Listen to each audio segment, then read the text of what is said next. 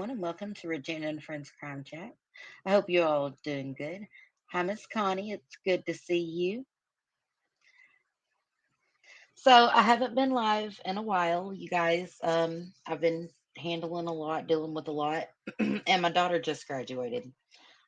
So both of my kids are finally graduated now, and I'm getting them ready and getting them prepared, to go out there and start the rest of their lives. So, um, what we're going to be talking about tonight is Officer Trey Bynum and a situation that started in December, realized something was off, was corresponding with Jennifer, um, who is Tripp's mom. And I know that y'all are probably aware of Trip Brazil's case. If not, there are videos on the channel that you guys can check out. So, anyways, was talking to Jennifer, and we had heard some things had gone on in Officer Alvin, aka Trey Bynum's disciplinary history previous, recently in Cross County, which actually turned out to not be true. However, we found something else out along the way, and I'm going to share with you guys what we found out along the way. And it actually led to Officer Bynum losing his job. And what he did was egregious enough. I've done research into it, and he should already be on a Brady list for what he did. It is actually pretty disgusting. I mean, he's gross. So we're gonna start out, and I am going to share with you guys. Um, I need to quit saying Y'all hear how much I'm saying It's been so long. Let's see here. It started out with this whenever I heard of some disciplinary things that had happened with Officer Bonham. Well, hold on here. Where's my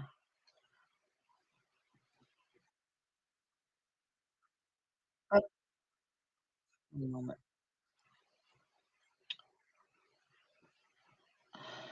I'm having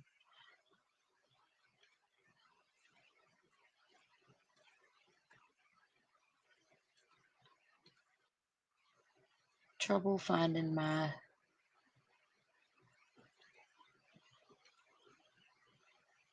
original. Okay, here it is. So I sent a FOIA request to the sheriff's department, to Officer Jones, and I said, "Hello, I'm seeking information on disciplinary action, use of force, and certification of Alvin Bynum, aka Trey Bynum. I need all records, please, during his time employed with your department, as it is a matter of public interest. Thank you for your correspondence in advance." Okay. And this is what I got back from Mr. Larry Jones. No records of such exist. Okay. And you can see this is from the actual sheriff's department. Okay. That's the response that I got from Mr. Jones, which is the chief deputy of the Marion Police Department. Okay. Or the deputy chief of the Marion Police Department, rather.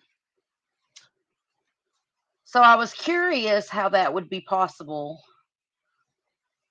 for Officer Bonham to not have any disciplinary records that would be on file with the Marion Police Department, because I thought that whenever you did something so egregious that you were reprimanded for it, or you were fired for it, or you were written up for it, I thought that there was something in place in Arkansas that would keep you from doing something egregious against the public. And when y'all find out what he did, you're going to understand why he doesn't need to be a police officer.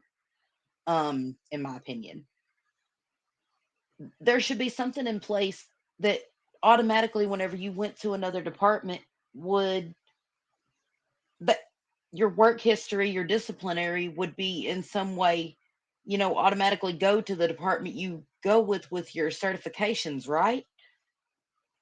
But I realized that, I guess, it's the discrepancy of the person that, is doing the reprimandation, what exactly kind of punishment an officer faces for his behavior whenever it comes to the public and being held accountable. It's like, it's up to the person that reprimands this police officer. And there's not, whenever you guys, I'm gonna get to it here in just a minute, and you guys are gonna see what he did, and you're gonna be like, how is this even a thing that this cop could even go from police department to police department and not put this kind of disciplinary history forward to, because what he did, I don't think, I'm not sure that any reputable department with a conscience could hire a police officer with a history like his. Okay. So I'm going to move on and get to it really quick, you guys. Yes, should have followed his records, but they didn't. No one followed through. No one followed through with his employment history and stuff. So I was like, how is that even possible that Officer Bynum, just a moment, please,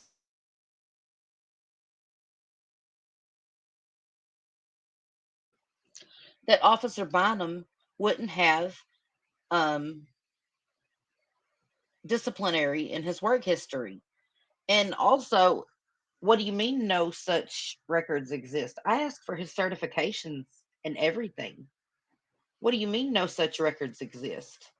That kind of boggled me, right? So I said, wait a minute. Now, is this person who has no certification a patrol officer in Cross County? According to their own website, better yet, why is Alvin Bynum serving under the alias Trey Bynum?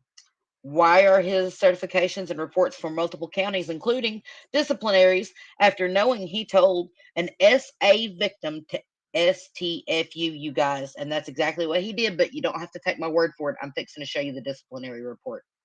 And stop lying out of his, you guys, he was even out of jurisdiction, okay? Okay? And stop lying that I have from a previous employment not being provided. Oh, yes, I have the records. Insubordination, all of it. Why are y'all protecting and passing along Alvin, aka Trey Bynum, from police force to police force? Okay. That was what I posted. And as you can see, I tagged Arkansas State Police, and this was January the 5th. I did the email um, on December the 29th. And this was my through my investigation, what I posted. I tagged the Arkansas State Police, the Arkansas Justice Project, Arkansas First News, Justice for Tripp. That's Tripp's family runs that page, his mom. Cooter Brazil, and the Random Patriot, Cody Turner, which is a private investigator working with Jennifer on Tripp's case, and I tagged them. Well, Jennifer set up a meeting with the Marion County Sheriff's Department. Okay. Cody was with her, and um they set up a meeting. We knew that he worked for the Cross County Sheriff's Department. Okay. This was their website. So it didn't make any sense. I'm showing it to you guys. It didn't make any sense that they were saying they didn't have any certification records or any disciplinary records for him. And as you can see, he was going by Trey Bynum. Trey Bynum. His name is Alvin Bynum. There are multiple names across multiple agencies that he has used, okay, at different police departments. He's gone by Alvin Bynum. He's gone by Trey Bynum.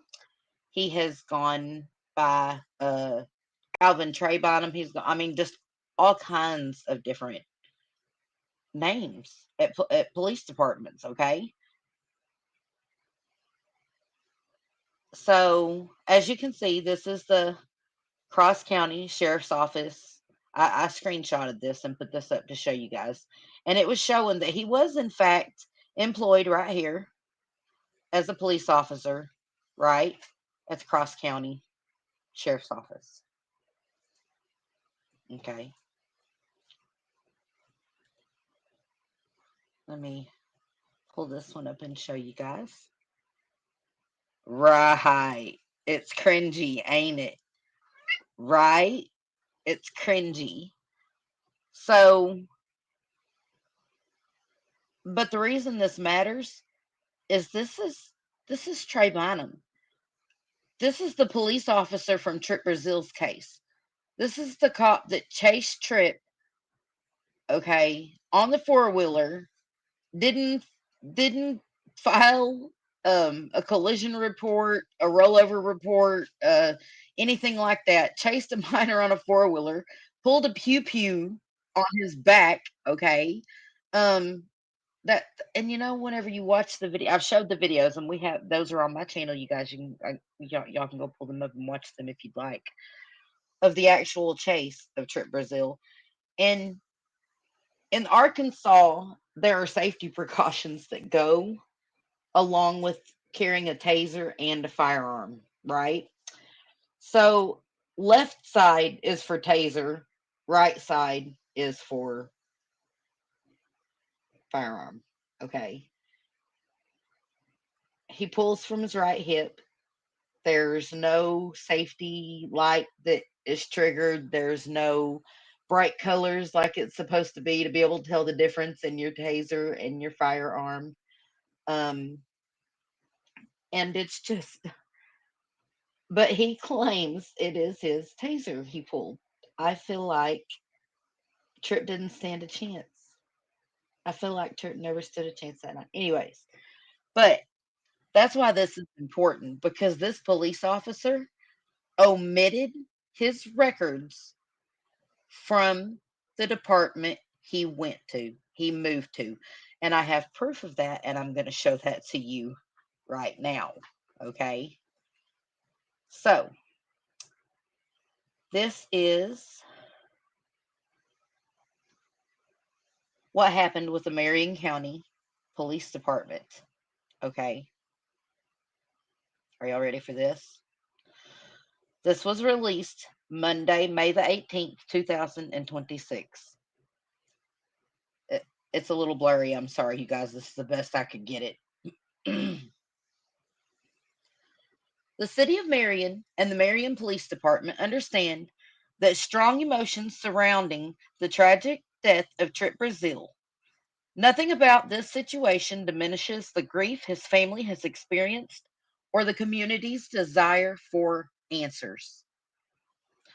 On May 12th, Mayor Tracy Brick received a formal citizen request asking the city to review the hiring and continued employment of Officer Trey Bynum with the Marion Police Department.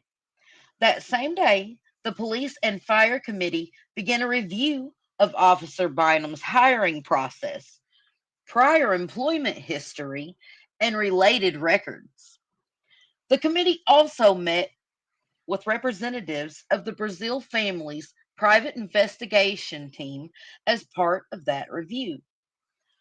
Officer Bynum was not employed by the Marion Police Department at the time of the 2024 incident involving Trip Brazil. To date, no state investigative agency has filed criminal charges or concluded that Officer Bynum committed misconduct related to Trip Brazil's death. During the review, the city identified that a prior law enforcement agency had not been included on Officer Bynum's original employment application submitted to the Marion Police Department. Although Officer Bynum later described the prior employment and related disciplinary history with the department, the omission resulted in the department not obtaining and reviewing the complete employment documentation at the time of hire.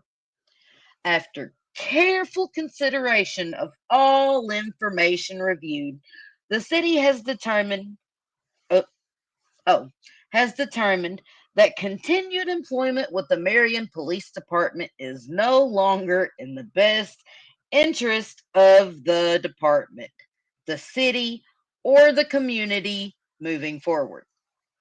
The decision should not be interpreted as a finding of wrongdoing related to the death of Trip Brazil. Rather, it reflects the city's responsibility to maintain integrity and public confidence in the law enforcement hiring process while acting in the best interest of the department and community moving forward. Officer Bynum omitted his disciplinary records from the Marion Police Department whenever he applied for his job there. And this is proof of that. Now, why does this matter? Why is this so important, one might say? Because this police officer's integrity is absolutely in question whenever it comes to the death of Trip Cooter Brazil. The integrity of the entire investigation is based almost solely on this man and his very good friend who wasn't even. Oh, hold on a second. Got someone up here, you guys.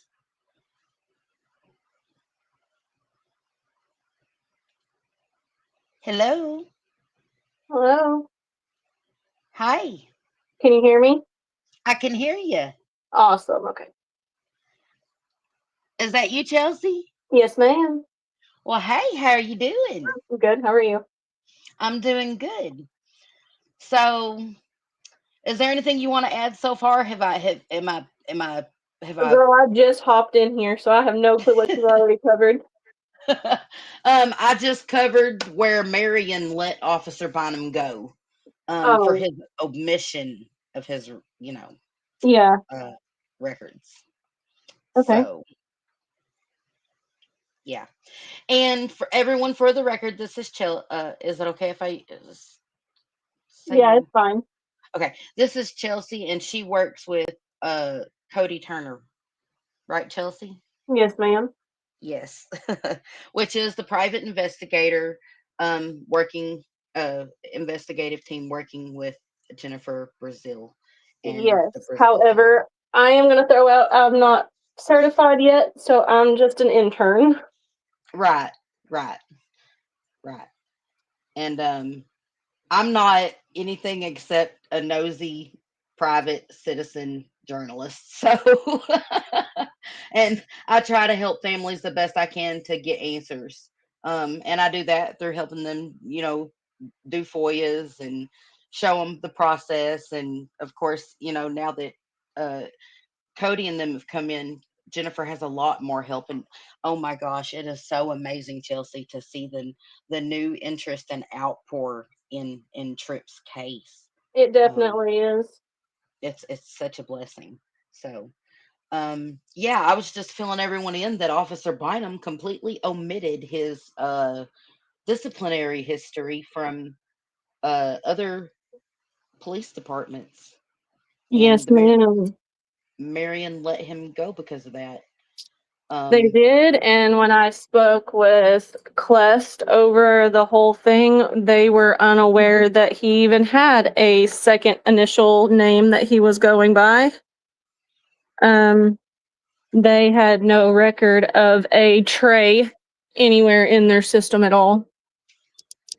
They said that the only thing that popped up when you typed in Bynum's social security number was Alvin Alvin Merle Bynum the third. Right. Which is interesting because if you look up that name in Mississippi, I think I have a picture of it. Hold on, let me see if I have it pulled up really quick. He This was is in Mississippi for a short period of time as well. Yes, that's exactly what comes up. And he got why did he leave Mississippi and come to Arkansas, and why has he gone through so many departments in such a short amount of time? That is astounding, especially with his I don't know that he could. I don't think any credible agency would hire him after telling a sexual assault victim to shut the fuck up and quit lying, and he was out of jurisdiction. And I'm sorry, you guys, I'm not trying to be vulgar. That's what he said. And I have it in a report right here. He literally said that to a person who had been assaulted, a victim. Why would he go out of jurisdiction, Chelsea? Why would he go out of jurisdiction? Because whenever he's out of his jurisdiction, that means he has no authority as a police officer, which means he's just a guy, a dude with a gun on his hip, telling someone who's just been assaulted to STFU and quit lying, right? Correct. Or I am right. You were correct. Wow. Unless he's called out of his jurisdiction to assist in with another agency, he has no jurisdiction being there. Right. And see, he had already been told to leave it alone before he went into the other jurisdiction. Hold on, let me pull up the report real quick. Do you have your copy in front of you of the actual report? I have one right here, but it's a little blurry. So if you wanted to read off of yours for me, the actual report, I have it pulled up. It's just I can barely read it. I've got a new monitor. I've got to get hooked up to my new PC and stuff. I think I might be able to read it. I don't know. Do you have yours in front of you, Chelsea?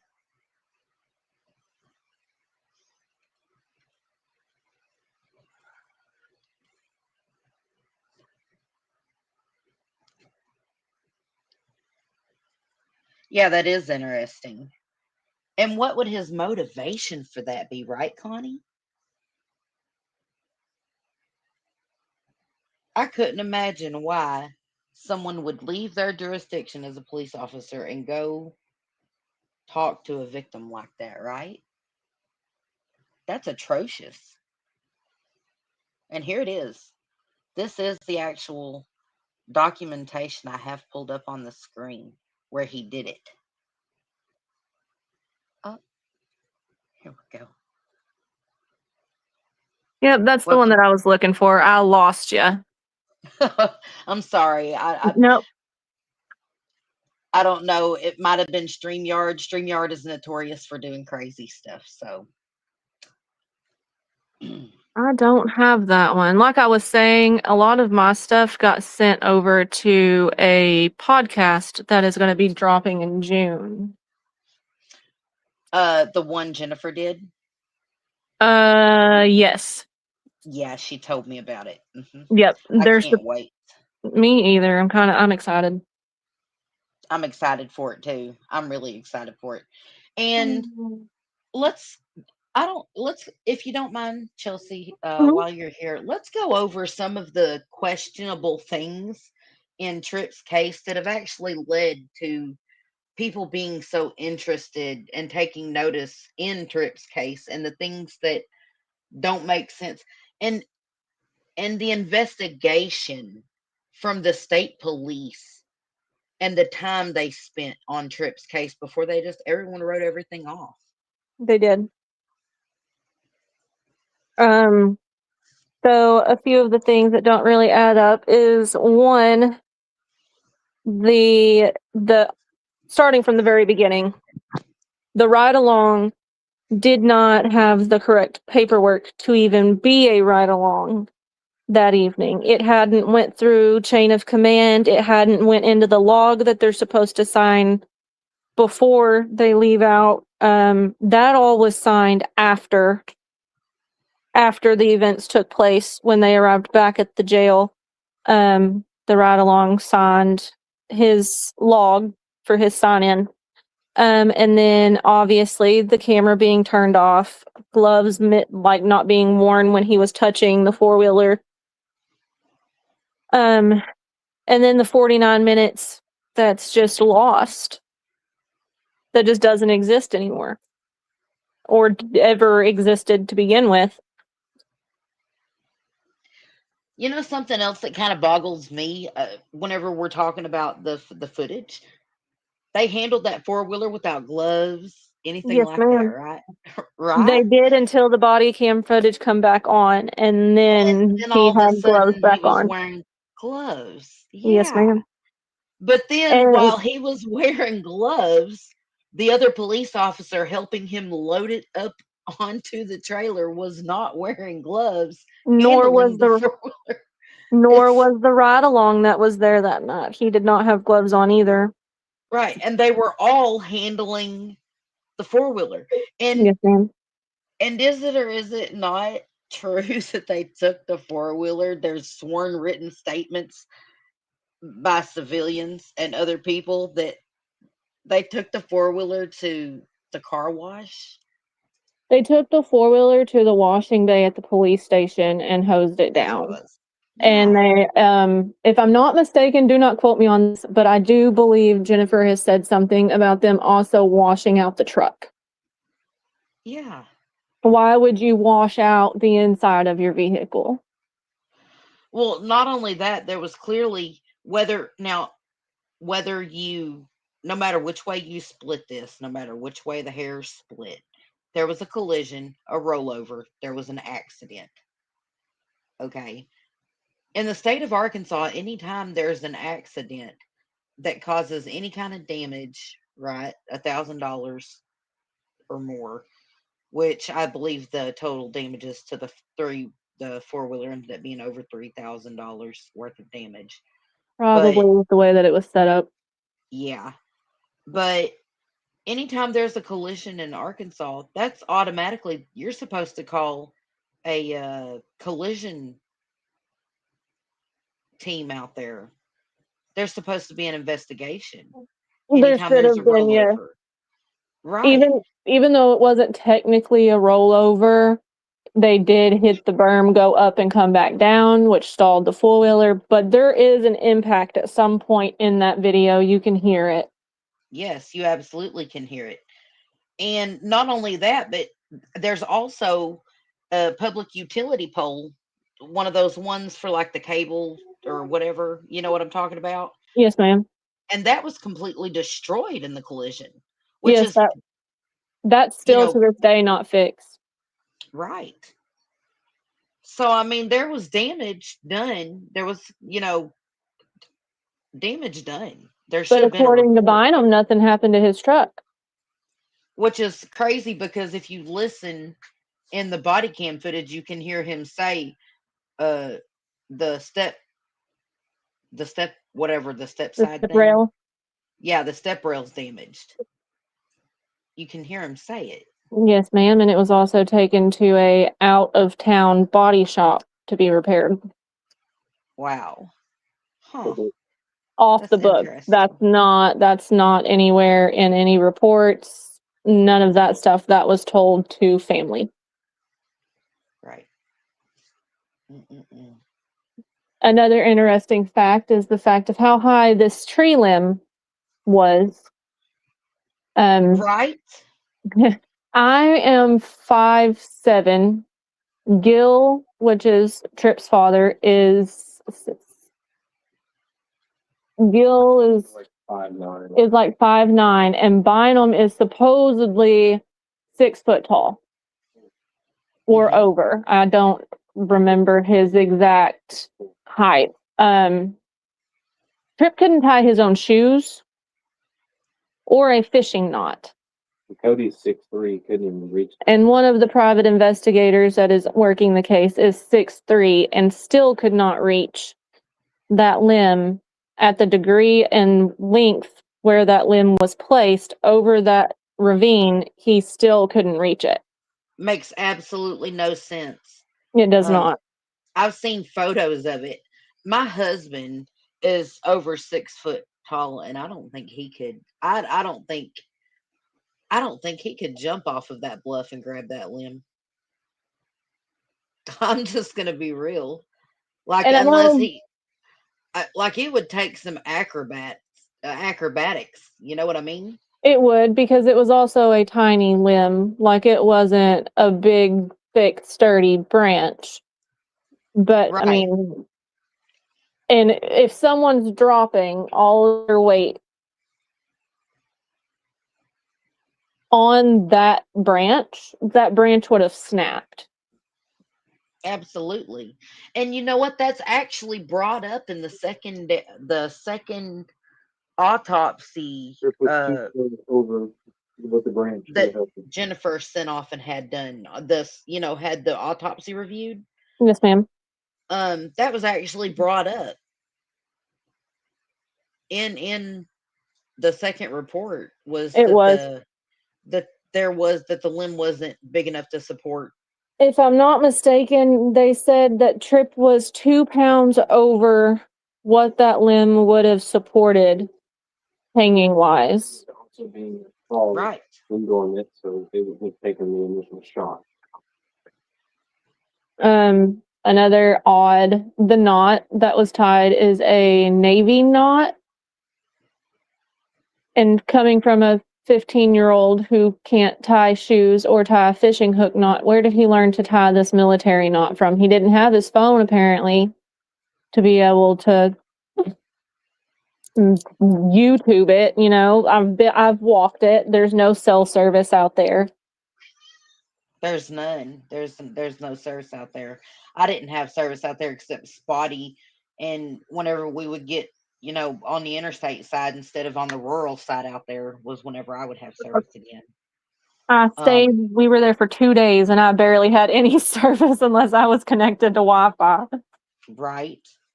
And something else a lot of people don't know is not only was Tripp supposed to travel 3 miles in the pitch black dark, but he was also supposed to do that with no shoes on. Yes, no shoes and socked feet, which socked feet only had a hole in the right toe, Hmm. which, Yep. according to Jennifer, all of Tripp's socks had holes in them. Oh, my son's the same way. so, So I could so see that that. that couldn't be. Don't know if that was terrain or if that was just a worn sock that he just. Right. Something else. He told his family that he was going up to the road. That Yes, that he he was saw going to the go lot. meet with Bradshaw. Bradshaw. Yeah. Um. Also, there's some stuff that was talked about during Tripp's memorial service.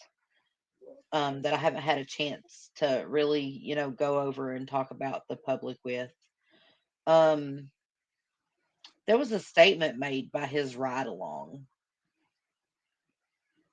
and Yes. it was something along the lines of there was nothing he could change without getting Bynum in trouble or something. There was nothing I believe that could have been done differently or that I could have said without getting Mr. Bynum in more trouble. Yeah, which ultimately Bynum didn't get in any trouble No, he was not. He was cleared. pertaining to Tripp's death. Well, I mean, So according to everybody else, he was cleared. yeah. After what, 20 minutes worth of investigating? I believe one of them was 8 minutes long, and I think one of them was maybe 11, so close to about 20, 25 minutes worth of interview time.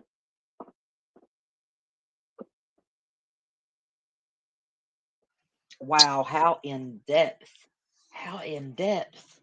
You can't really That's determine anything with, which, I mean, if you're really going with the narrative of this 15-year-old who was not suicidal, killed himself, then I guess 18 minutes is fine. But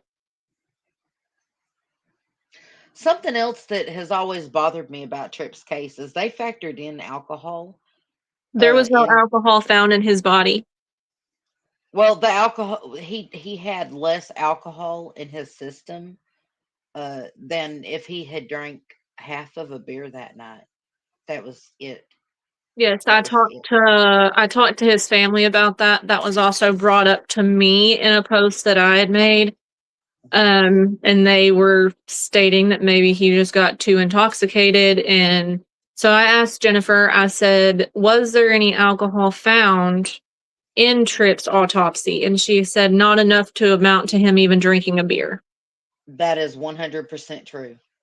Yep, 100% true. There was less, but his autopsy findings were as if he had drank less than half of a beer um before he would have succumbed to death.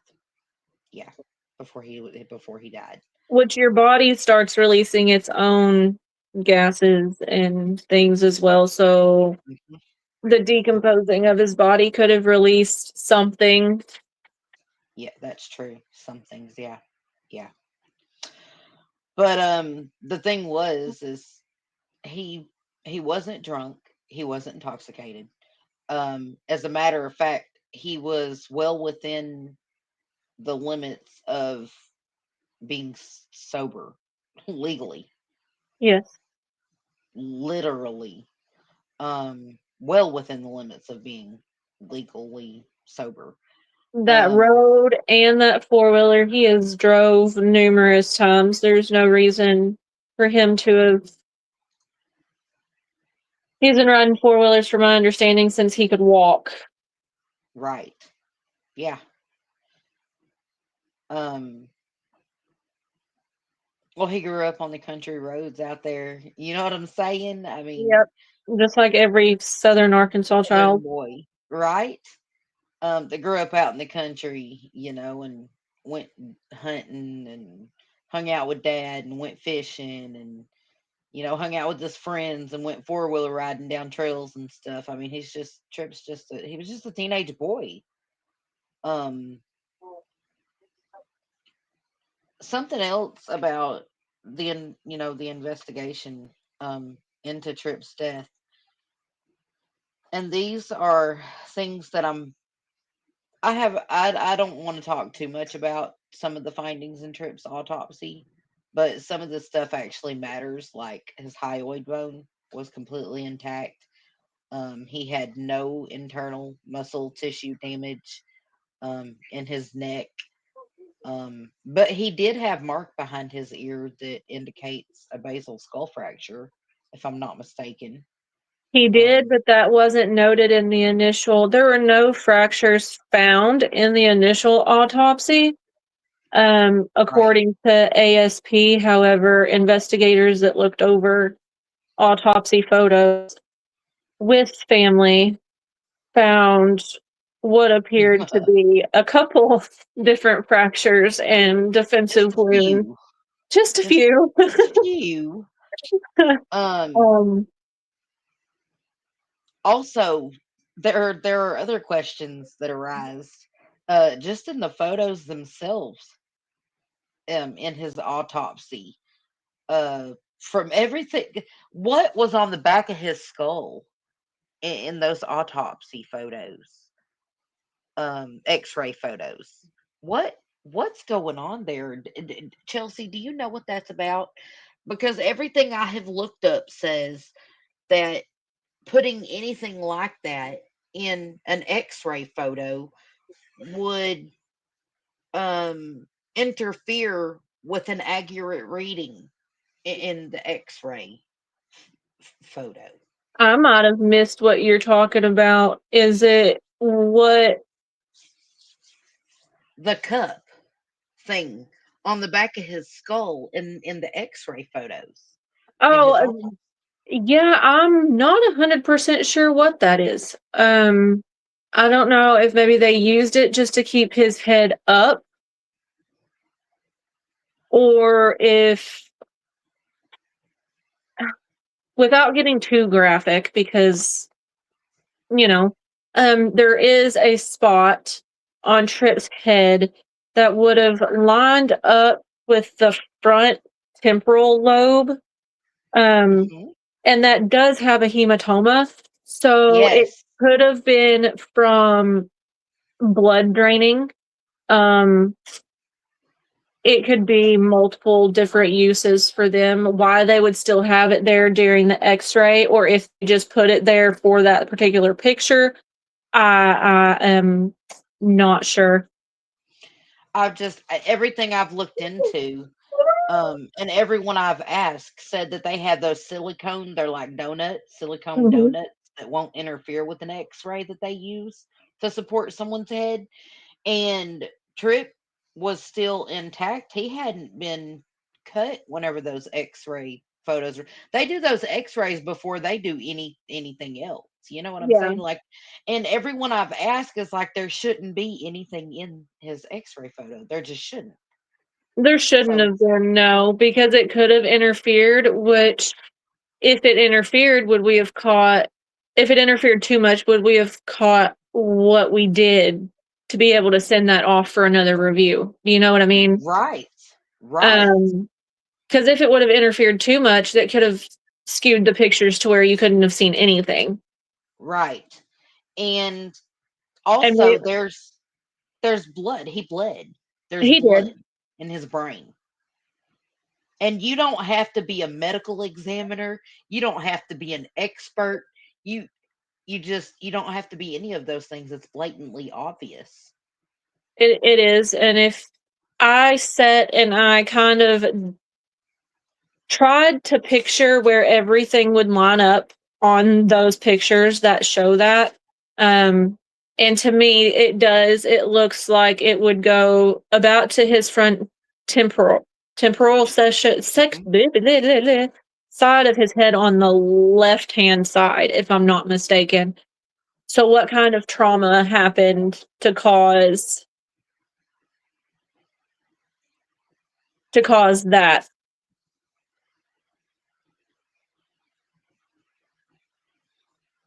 Is what I'm trying to figure out, and I haven't been able to place that yet. Yeah.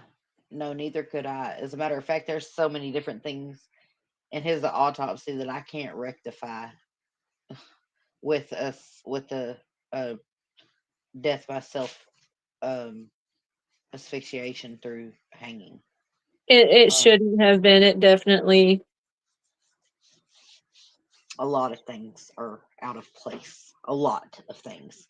Um, Not only that, but there's also an audio recording. I've heard it with my own 2 ears. It's in. I believe Cody played it during Tripp's memorial. Um, Officer Bradshaw, who there's a sworn written statement. Me and you both have seen it. It's in the files and stuff. Said that he went out behind that church and searched for Tripp the night that this all happened. But on audio recording, he says that they left and went home. He went home. What's that all about? We've yet to be able to get any of them to say anything or even talk. We've tried interviews with the ride along. We can't get the ride along to agree to an interview to elaborate on his statement.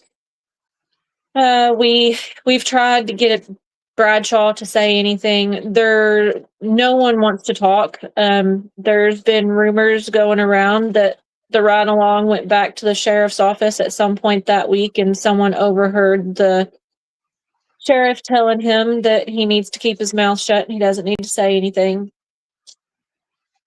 Um, Wow. so I feel there is just a bunch of hush hush no one wants anyone to say anything about it, and them pushing Bynum from Forest City just kind of let him go to do other things. He's been to 2 other counties since, so Since, and that's within the past 2 years. within the Yeah. past 2 years, he's Yeah. yep. And I asked, so I was curious when I was speaking to the lady with Clest, the law of standards in Little Rock. I asked her on when each one of those counties were last audited. And she informed me that apparently they did not have an audit team up until last year. Shortly after Tripp's issue took place with all of that, someone contacted Forest City and was asking for an audit to be done, which an audit will go in and it reviews all of the officers' certifications and disciplinary reports, things like that, and determines if that officer still needs to be there or not. Right. When I was speaking to her, she told me that Forest Cities did not get done until, trying to get this right, because I also asked about Marion County and I asked about I'm drawing a blank. The one that he was just let go of was Crittenden County. So I asked about Marion, I asked about Forest City, and I asked about when he worked in that Cross county. County. Yep. Cross County, yes. She said Cross County has not had their audit shortly after Bynum left again. And Marion still has not had an audit. So they're supposed to get a hold of the audit team that they put together for Northeast Arkansas and have an audit done there, which they're not going to do anything with Bynum because obviously he's not there anymore. They can only audit the police officers that were there. Wow, isn't that convenient? So he's missed 3 audits because he has left. So this is intentional. This is he's dodging the audits. It's like someone running from the IRS It at this point. seems that way. Yeah, it does. Just a little bit. Just a little bit. It seems like someone dodging their taxes.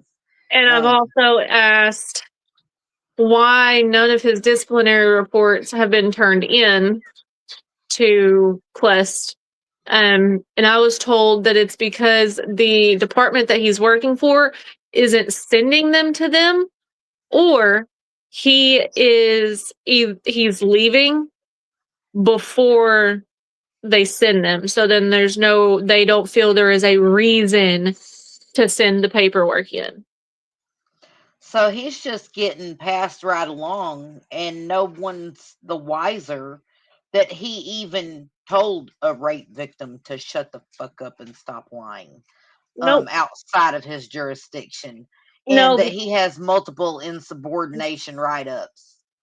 Yes. Wow. Wow. And the thing that really gets me the most is that, legally speaking, and correct me if I'm completely wrong, and my Google research is wrong. Um a law enforcement officer in Arkansas telling a rape victim to shut the fuck up and stop lying can be considered a criminal threat or intimidation, as In my this, eyes, yes. I mean, this holds true regardless of whether the officer is inside or outside of their primary jurisdiction. Correct.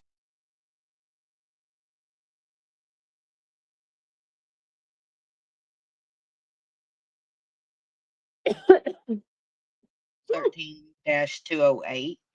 And then there's, of course, intimidation and misconduct, coercive, harassing language from an officer, especially during a rape investigation, violates standard police protocols and victims' rights. Outside jurisdiction means he was literally nothing more than a private citizen with a gun Mhm. telling a rape victim that's that's a man with a gun telling someone who's just been sexually assaulted to shut up, and that's scary. That's Not what a woman scary wants to hear after she's been sexually assaulted. at all. At all. I mean, to me, I wouldn't have even wanted to speak to a male officer, but that's just me. Right. But the thing is looking in this report, you can see right here where it says on August 2000 August 26, 2020, Officer Trey Bynum called Corporal Light um seeking guidance as an alleged rape incident. Okay. Um at this time, Officer Bynum said Corporal Light told Corporal Light that the incident involved or occurred in Tyronza. So Officer Bynum worked for Mark Tree, and this incident happened in Tyronza, which is well outside of his jurisdiction. Um, Officer Bynum was told by Corporal Light um, that the incident happened in another jurisdiction. He would need to turn the incident over to the respected jurisdiction, right? So he was already told by a higher up that it was outside of his jurisdiction and he needed to just leave it alone. Right? Oh, did it kick you? Did my headphones die on me? Did my headphones die on me? Oh no. Can you hear me? Can you hear me? Oh, I can hear you now. My Okay. headphones. I think my headphones died on me. So I do have the photo that you were talking.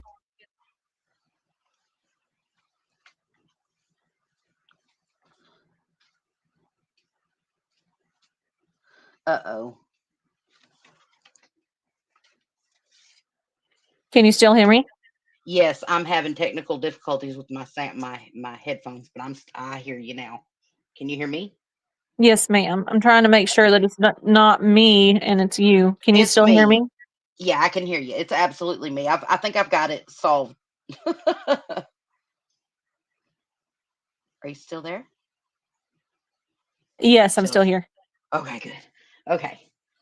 Uh, So, Let me try to do. Give me just a second. I'm gonna try and split screen my phone so I can look at two different things. okay. Do you want me? I'll take mine down and let you have the floor to put up if you want, or you can present. Okay. Will it let me? Yeah, I think it'll let you present. But I'll have to approve it. Do you see where Uh, it says with the plus sign with the monitor in the center? plus sign with the monitor. No. So you don't have a present screen? Remove, edit, stop. Hold on, I'm looking at everything. It might be because my camera's off. Hold on one second. I know my phone will do this whole split screen thing. I just got to figure it out. I'm new to this one. You're fine. You're fine. I still don't know how to run StreamYard half the time, so. Although I do have some new stuff, if you guys haven't noticed, we got some new background, right? Um, got some new stuff going on here. Some pretties. We got this one too, and it's kind of Can you soft still and hear me? yeah. Can you hear me? Yes, I can. Okay, awesome. I think I might have gotten it. Okay. Awesome. So that report, it is a reprimand for Officer Trey Bonham. Hmm. This memorandum is to serve as record that on September 24th, 2020, Officer Trey Bonham was reprimanded for insubordination displayed on September 24th, 2020. Actually, this is a whole different incident, so this is even better. Yep. Also through Mark Tree. Yep. So on September 24th, Corporal Glenn Light advised Officer Bonham several times to take a court detainee to the booking area. Instead of obeying the order, Officer Bonham chose to argue in front of several individuals in the lobby that the individual needed to go to the window. Bonham was again told several times to take the detainee to the booking area, but still refused. It was only after dispatcher David Lehman told Officer Bonham to take the detainee to the booking area that he did so. Insubordination of any form will not be tolerated at the Mark Tree Police Department. Insubordination can cause harm to the mission of the Mark Tree Police Department and the citizens that we serve. Future behavior or infractions can and will result in, but not be limited to, reprimand, suspension, and or termination. That was signed by the corporal and by Trey Bynum. Yep. Not Alvin, it was signed by Trey. Trey. Mm-hmm. Correct. I believe I have another one. Yep, here's the other one that you were speaking of. The most Internal invest. egregious. All right, let's see. September 29th, 2020, Officer Trey Bonham was reprimanded for insubordination and conduct displayed against an alleged rape victim on September 26th, 2020. An internal investigation into Officer Trey Bonham's conduct determined the following. On August 26th, 2020, Trey Bonham called Corporal Light seeking guidance on an alleged rape incident. At this time, Officer Bonham told Corporal Light that the incident occurred in Tyronza. Officer Bonham was told by Corporal Light since the incident happened in another jurisdiction, he would need to turn the incident over to the respective jurisdiction. He did not. A couple hours later, Officer Bonham called Corporal Light again, stating that he was in Lepanto working on the alleged rape incident. So he went to Tyronza, out of his jurisdiction, Mm-hmm. and then proceeded to go to Lepanto and work this same case, which is still out of his jurisdiction, after being told that he needed to leave and leave it alone. Exactly. At this time, he was informed that Lieutenant Reagan said for him to stop working on the incident occurring in another jurisdiction and to return to the city of Mark Tree. After Bonham was informed to turn the incident over and return to the city, he chose to disobey this order and stay in Lepanto, acting as a Mark Tree police officer. At one point, Officer Bonham transmitted a shots fired call on the Mark Tree Police Department's frequency in Lepanto. So he used one city's emergency communication line to report shots fired in a town that was out of his jurisdiction. Mm-hmm. Huh? Well, talking to one of the Why? alleged rape victims, Officer Bonham displayed a condescending and unprofessional conduct towards the victim. Officer Bonham, okay, there's a typo in this report. Officer Bonham, the victim, stopped effing lying and shut the hell up. It has been determined that Officer Trey Bonham did, in fact, willingly and without disregard, act insubordinate and without disregard for the chain of command. It has been further determined that Officer Bonham did willfully and without disregard display unprofessional attitude and language towards an alleged rape victim. Insubordination is not only harmful to the mission and cohesion of the police department, it's harmful to the citizens we serve and will not be tolerated. So that's 2 reprimanded letters for insubordination Within the same department. within the same department, and they are within, let's check dates here. September 24th of 2020 and September 29th of 2020. Yes, So exactly. that would have been the same, within like the same week. Yeah. Yep. Showing complete disregard for his superiors, his position, the code of ethics, involved with, or the code of conduct, involving police officers. Um, I just, for the life of me, though, the thing that just, I mean, Chelsea, the thing that just blows my mind is why would a police officer go out of his jurisdiction and tell someone who's been sexually assaulted that after being told, you know what I mean? Like, why? That is, can you guys hear me? Can you guys hear me? Hello? Uh, can anybody hear me?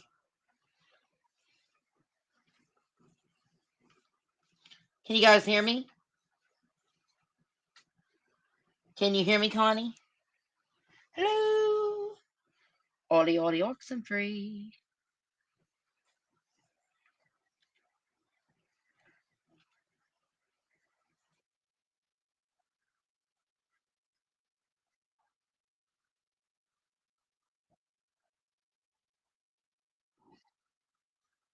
Uh-oh.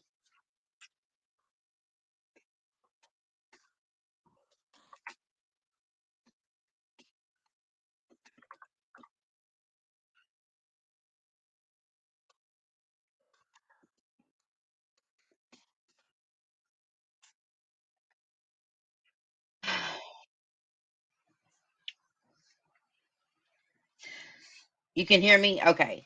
Um, so Cody just called Chelsea. I don't know if she's gonna be back or what's going on. So they're talking. Maybe Cody can come up. Hold on. Uh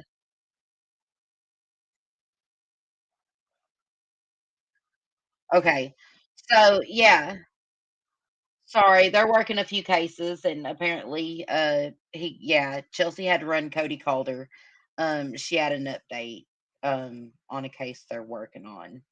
So, but yeah, this is, you guys, this is so egregious on a police officer's part to go at an assault victim like this. This is the kind of stuff exactly that lands a police officer on Brady list. I don't know why Bynum wasn't on the Brady list in 2020 after doing this. This is one of the most betrayals of the trust of the public that you can do against the public, in my opinion. Like there's all kinds of stuff. There's actual violations of civil rights going on here. Um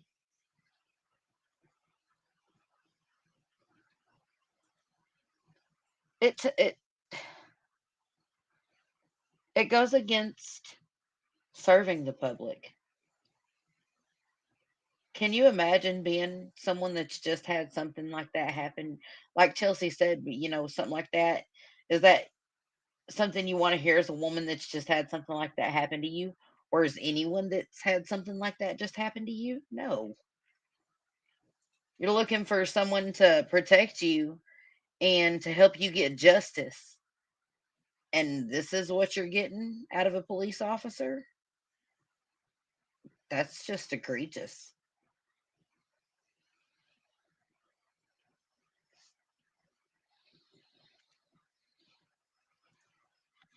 And you know what? Sadly, like, I don't think that there are enough checks and balances in place to prevent officers like this from getting passed along. You know what I'm saying?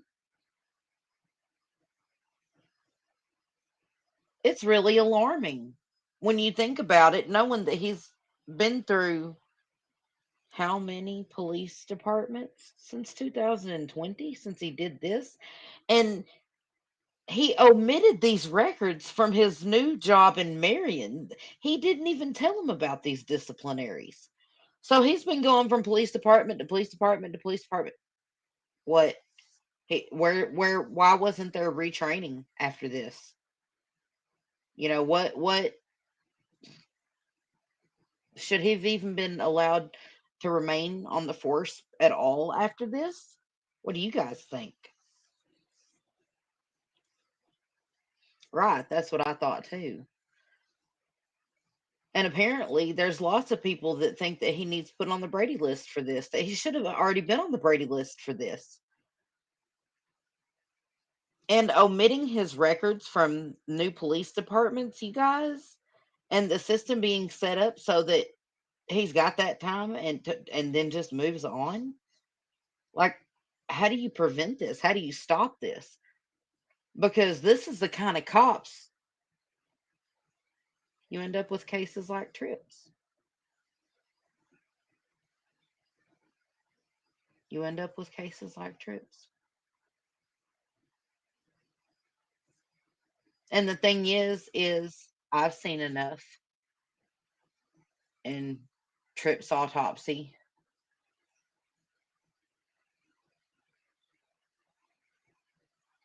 A brain surgeon's nurse I talked to seen enough in Tripp's autopsy. Some things that really you can't disclose to the public right now, involving Tripp's case. Because there's still hope that his case does get reopened and it actually gets the time and attention by law enforcement that Tripp deserves. He was a 15-year-old kid riding a four-wheeler and he ended up dead. No rhyme or reason to that. None. And you can hear Bradshaw. He was like, I was just going to tell the kids to settle down, to slow down a little bit. It wasn't no big deal. But then after the chase and after Tripp ends up deceased, then all of a sudden the four-wheeler's stolen. There's claims made. A family completely attacked. Doesn't make any sense. But I will tell you this, what makes sense. A police officer that has no integrity, that will omit the truth for his own benefit, do you think that the only time he is going to omit the truth for his own benefit is going to be whenever he's getting a new job? Shouldn't that bring everything into question that he's ever been involved in? Right? If someone is willing to keep the truth away from you for their benefit, that's not integrity. That's not someone you can trust. That's not someone whose word should be credible and be viable and be held to the standard that we hold a police officer's credibility to. I don't think it got botched. I think it got covered up. I think that there's a lot of dirtiness going on in Tripp's case. I think it was labeled something from the very beginning that it wasn't, and I think that it was, no matter what to the contrary of what they say happened to Tripp is in the case, no matter what evidence of the contrary is there, it was always going to fit in the box that they wanted it to fit in because it's protecting someone that doesn't need protected. And that's in my opinion. So, anyways, this is what happens though whenever you are a cop doing this and the community finds out what you're doing and people start messaging the Marion County police department and the mayor and the city council and anyone and everyone's phones are blowing up off the hook. You guys, the public did this. The public got this cop relieved of his duties after they found out about this. but there's still a gigantic hole in transparency, a gigantic hole. Like, it's a gaping, gigantic hole, void, where there should be transparency whenever it comes to police officers in Arkansas, because they can just bounce around, just like Chelsea was saying, go from one job to the other and, oh, be there for how long before their certification has to come up, and this, that, and the other. And it doesn't benefit the public, it benefits cops like this that want to hide their past. So I don't know where that leaves the public with transparency. Um, I don't know what to do about it.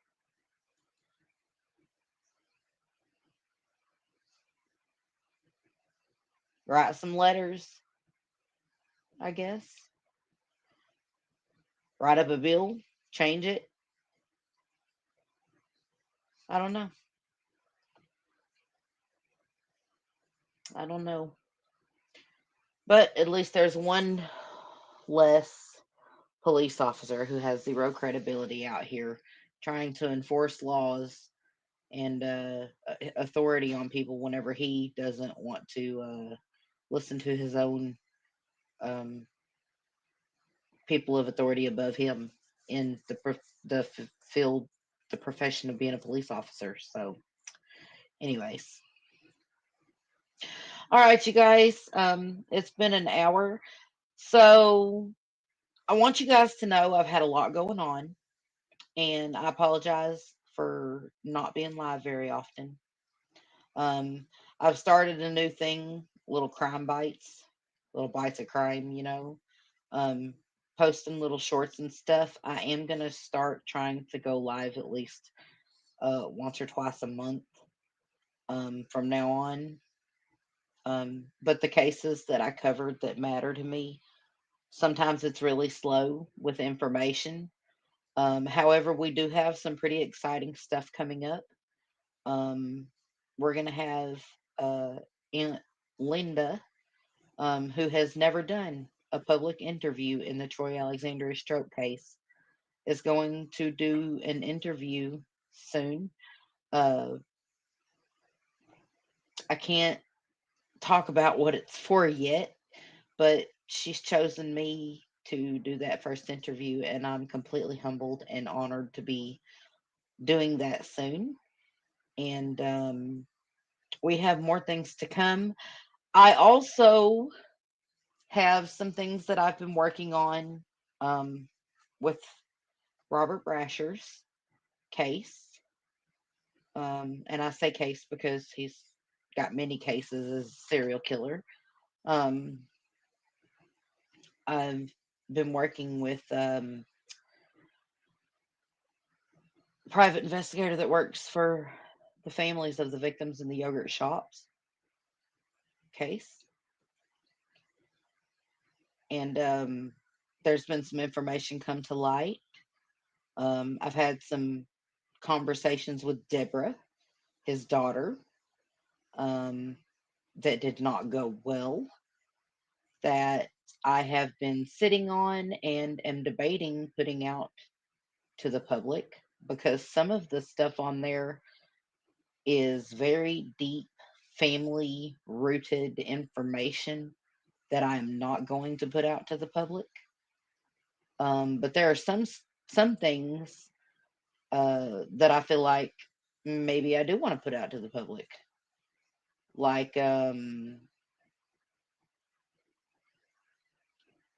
why she went off on me for telling the story about Indiana, Robert and his brother Woody, only to go on another podcast and admit that it was true. Um, that was weird, Becca. That was weird. So I've had a lot going on that I didn't know how to approach with information whenever it comes to Robert's case. And I've been holding stuff very close to the vest in Tripp's case, and in Trey Alexandria Strope's case.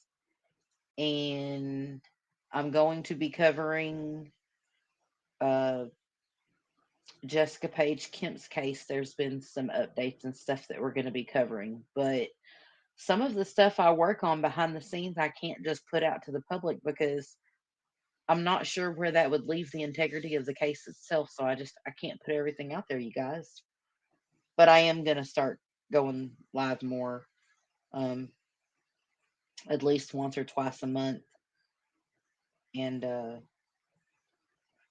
covering some other cases as well that interest me.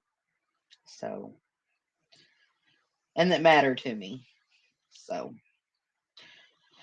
alrighty, guys. I appreciate you all being here and sticking it out with us tonight. Um, I will be giving more updates in Tripp's case, but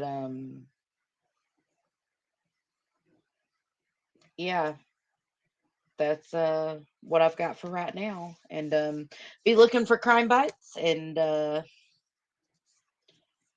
we will be covering some stuff in the Discord this week with the Sharilla case, reviewing the show, the new documentary. I call it a show. The new documentary, The Crash, with the Sharilla case. I don't know if you guys have heard about that one, but she drove her car into the wall at over 100 miles per hour, and it killed her boyfriend and his best friend. And there's like people that say, oh, she shouldn't be, that they're being too harsh on her. And then there's people that are like, no, that, she committed cold blooded murder. And she was found guilty of murder. Um, so that's interesting. We might talk about that a little bit in the Discord. And I appreciate you guys being here. Remember to always be kind to one another. Kindness is free. Hate costs us so much.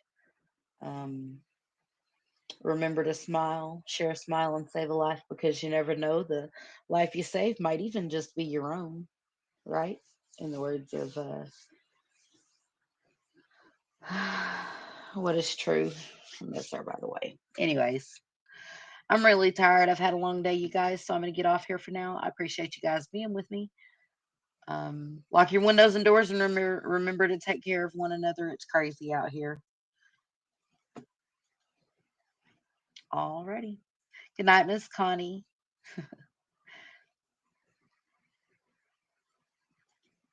All right, you guys. I will catch you on the next one very soon, and I will be releasing a crime bite this week. We'll talk to you guys later. Until then.